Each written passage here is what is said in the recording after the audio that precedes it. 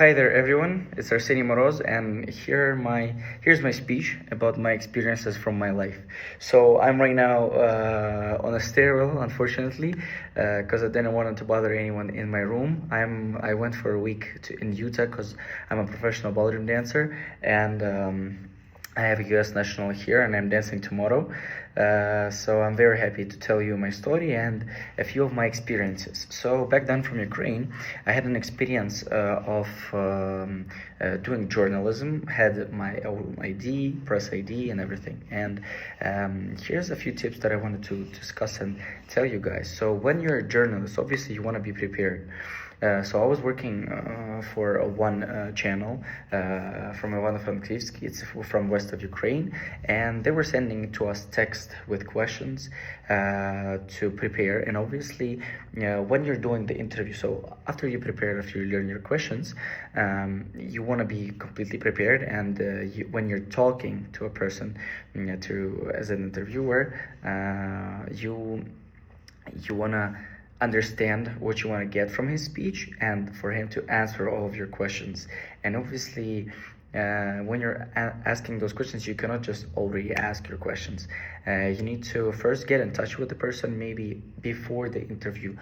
Talk with him for a couple of minutes so you could get comfortable around each other, and then you can start discussing stuff on the camera.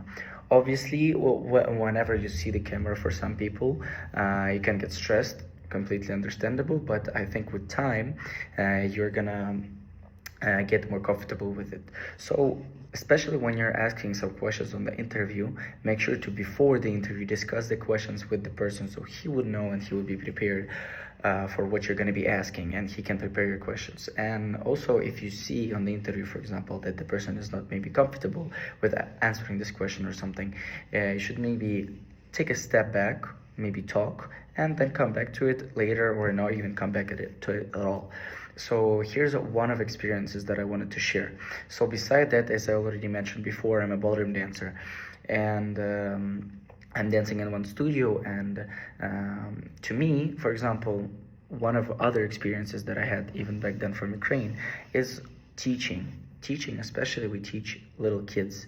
I would say I'm not the teacher, I mostly help out, but even if you have a group, for example, or if you have a private class, for example, me personally, I'm 18 years old, and when there's a small child coming to your class that is 5 or 6 years old, you need to understand that they won't even realize what the hell are you talking about.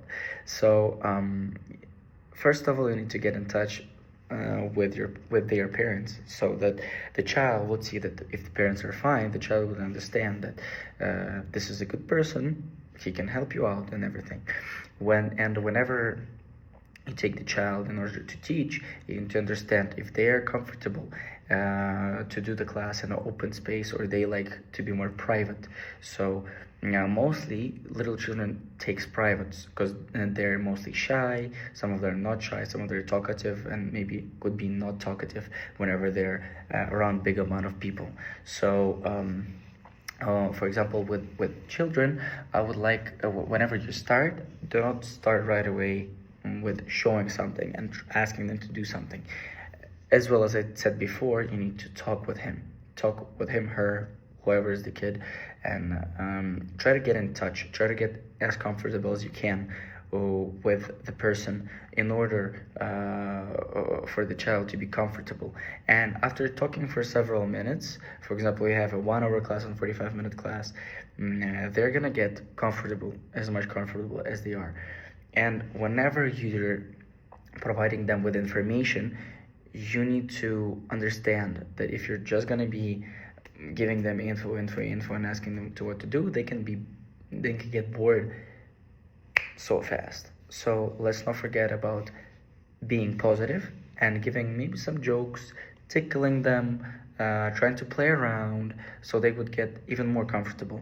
So here's a few experiences from my life. I hope it was interesting for you guys to watch. I'm wishing myself best luck on US National because I'm dancing tomorrow and I have over 100 couples in my category.